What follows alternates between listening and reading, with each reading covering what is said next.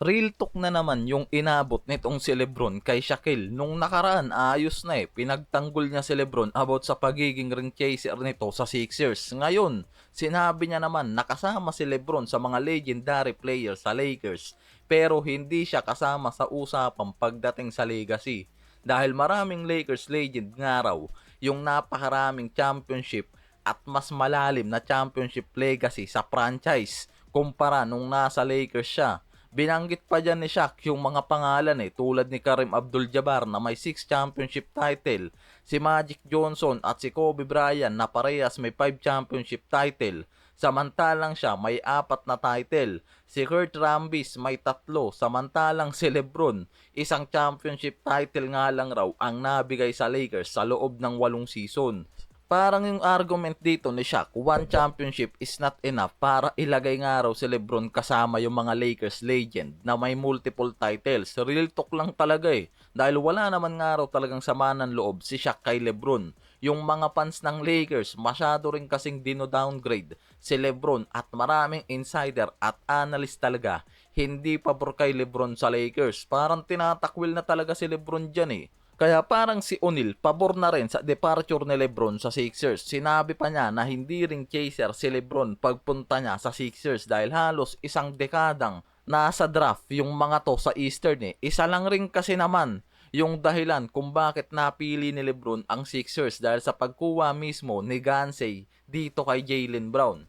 Naging mas attractive kasi talaga ang Philadelphia kay Lebron at mas naging seryoso sila sa conversation. Pinili ni Lebron ang Sixers kumpara sa number 1 option niya na Miami Heat. Kung hindi nakuha ng Sixers si Jaylen Brown, malamang sa malamang nasa Miami Heat talaga itong si Lebron kasama si Giannis na ngayon. Dahil maraming nare-report una pa lang na hindi talaga seryosong kinukonsider ni Lebron ang Philadelphia bago makuha nila si Brown sa opening ng off-season Dahil halos lahat ng contender team nakapokus nun kay Lebron pero pinaka-attractive talaga umpisa pa lang sa kanya Miami Heat na may Giannis at Bam Adebayo. Hindi rin naman kasi malayo yung role na possible makuha niya nun sa Heat Kung yan yung pinili niya, siya pa rin yung magiging primary playmaker katulad ng role na binigay sa kanya ngayon sa Sixers na mismong si Nick Nurse ang nag-discuss kung bakit mas pinili nilang si Lebron ang ilagay sa pagiging primary playmaker kumpara kay Tyrese Maxey na future franchise player nila. Wala rin naman kasing naging problema sa role at positioning dahil malinaw si Jaylen Brown at Tyrese willing naman na mag-adjust sa role para lang kay Lebron. Nirecruit nila yan kaya porsigido silang mag-adjust dyan.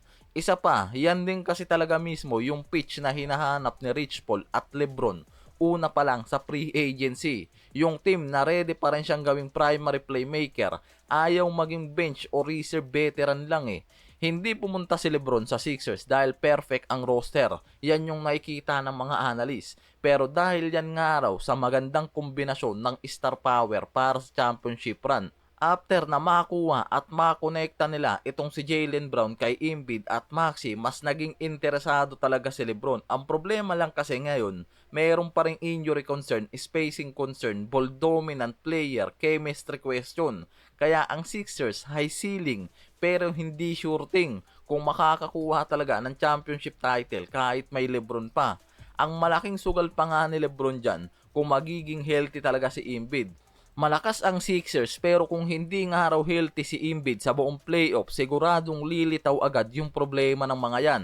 Dahil hindi pa naman talaga proven healthy si Embiid sa buong playoffs run niya sa Sixers kahit nung nasa prime pa siya. Hirap pa rin yung mga yan sa playoffs Kaya kahit may Lebron at Brown, hindi ibig sabihin nga raw na automatic championship contender na sila agad. Masyado lang rin kasing mataas yung tingin ng mga fans at yung mga analyst. Masyadong ginagawa ng insight agad ang Sixers dahil kay Lebron at Brown. Hindi rin talaga mawawala yung sobrang taas ng expectation dahil sa super team na to ng Sixers na halos may combined average na aabot sa 104 points per game mula kay Brown na may 28.7 points plus Maxey na may 28.3 points, si Embiid na nasa 26.9 points pa rin at si LeBron nasa 20 points per game pa rin. Hindi pa kasama dyan si BJ Edgecomb na nag-average ng 16 points, si Anthony Simmons na nasa 14 points per game pa rin. Ito mismo yung contemporary analysis ng roster nila na sobrang nakikitang dominant sa projection starting group. May 4 na players na nag-average ng higit 20 points nung nakaraang season. Kaya ganito kalaki ang super team label na nakikita ngayon sa Sixers. NBA na rin mismo yung nag-confirm na pinili ni LeBron ang Philadelphia matapos niyang seryosong isaalang-alang yung retirement niya at sinabi niyang naniniwala siyang matutulungan niya maging championship team ang Sixers Baliktad pala, hindi Sixers ang makakatulong sa kanya, siya ang tutulong mismo sa Sixers Kaya yung 2-year deal, rugly 8 million contract niya. Bago magkaroon kasi talaga ng Brown, ang Sixers may Maxey at Embiid pero maraming uncertainty. Isa pa, hindi rin sila tumatagos ng playoffs. Ilang season na ang dumaan. Kahit nasa prime pa si Embiid nun. Wala rin namang nangyari kaya after ng trade ni Brown, tumaas lalo yung expectation sa kanila dahil sa Big 3 na lalong tumaas palalo dahil nga nagkaroon ng LeBron. Hindi na kailangan maging 40 minutes, 25 shot per game si LeBron dahil mas magagamit siya bilang primary creator, playmaker o organizer na lang habang si Brown, Maxey at Embiid ang tatanggap ng scoring burden. Ang official Sixers roster ngayon talagang naglalaman lang kay Maxey, Brown, Embiid at LeBron kasama yung ibang addition tulad ni BJ Edgecomb.